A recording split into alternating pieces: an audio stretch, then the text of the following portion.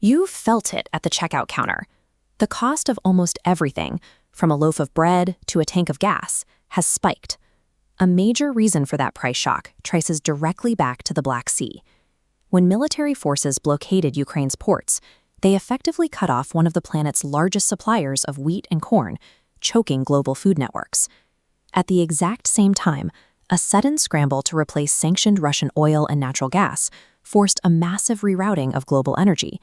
European power grids faced immediate severe shortages, driving up electricity and fuel costs worldwide. This economic fallout is a deliberate weaponization of global trade. It transforms localized warfare into a worldwide ripple effect, making every consumer a participant in the conflict's financial reach. When this war escalated in 2022, the US and its allies launched the heaviest economic sanctions in modern history against Russia. The strategy was to completely bankrupt their military capacity. Yet years later, their war machine is still firing. To survive that financial freeze, Moscow built an entirely new, parallel supply chain.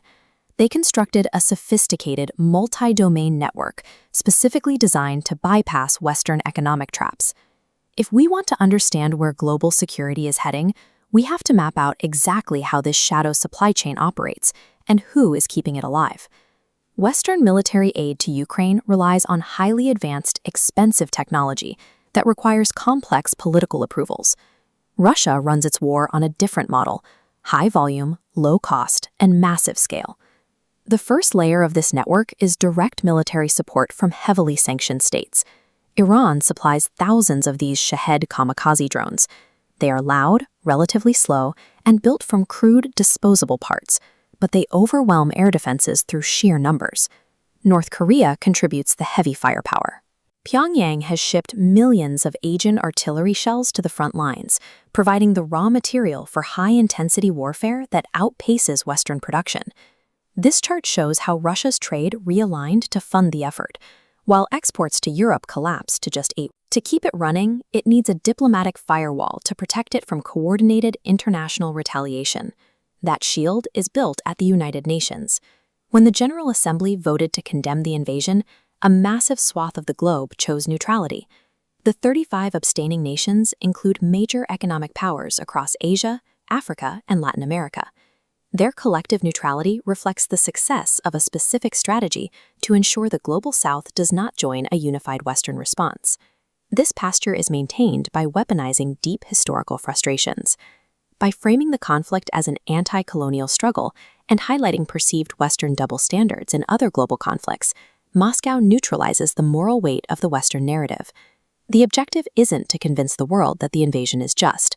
The goal is to engineer a narrative stalemate that paralyzes international intervention and keeps the lethal supply lines open.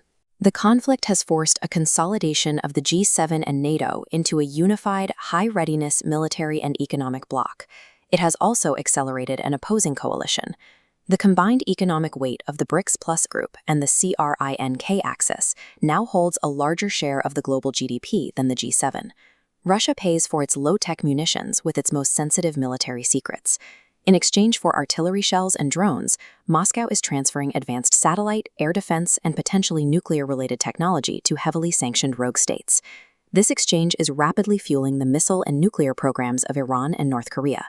By using its UN Security Council veto to blind international monitors to these violations, Russia is effectively dismantling the non-proliferation framework it once helped build.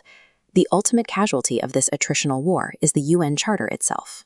The outcome will decide if the 21st century remains a rules-based system or if it reverts to a world where raw power and spheres of influence dictate the fate of sovereign nations.